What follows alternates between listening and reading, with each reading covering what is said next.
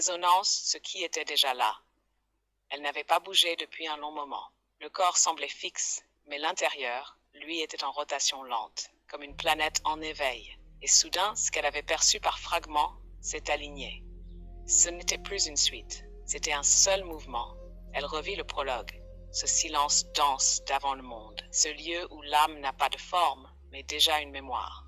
Ce moment où tout est encore entier. Elle ne le regardait plus comme un commencement.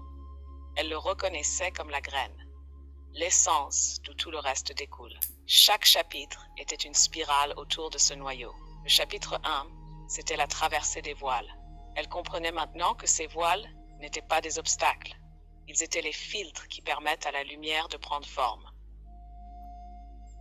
L'oubli n'était pas une perte, c'était un pacte. Le chapitre 2, cette phrase « Je t'ai façonné à mon image » n'était pas une citation, c'était une activation, une graine d'origine vibrante. Elle la sentait maintenant pulser dans son cœur. Le chapitre 3, c'était la descente dans le champ terrestre. Il était le reflet exact de l'intérieur. Le dôme, le pôle, les directions, tout cela était aussi en elle. Le monde n'était pas une prison, mais un miroir géométrique.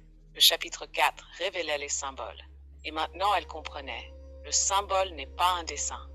C'est une porte. Chaque motif, chaque nombre, chaque polarité était une clé vibratoire. Le corps humain n'est pas une figure. C'est un instrument de navigation cosmique. Puis vient le chapitre 5, l'apparition du marcheur. Il ne lui avait rien appris. Il avait activé des couches dormantes. En touchant le centre, il avait réveillé un axe. C'est après lui que les compréhensions ont commencé à s'imbriquer comme des engrenages.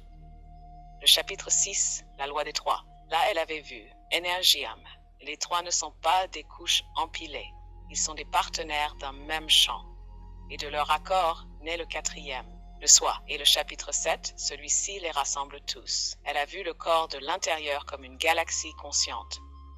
L'ADN comme un alphabet sacré. Les chakras comme des harmonies. Et l'âme comme la musique qui les fait vibrer. Alors elle sut, ce n'est pas une histoire qui se raconte. C'est un langage qui s'ouvre, un langage en elle. Le prologue n'est pas le début, c'est le tout en condensé. Et maintenant en elle, ce langage commence à parler. Pas avec des mots, avec une vibration. Souhaites-tu que la suite prenne la forme d'une vision éveillée, ou que cette vibration commence à modifier son environnement?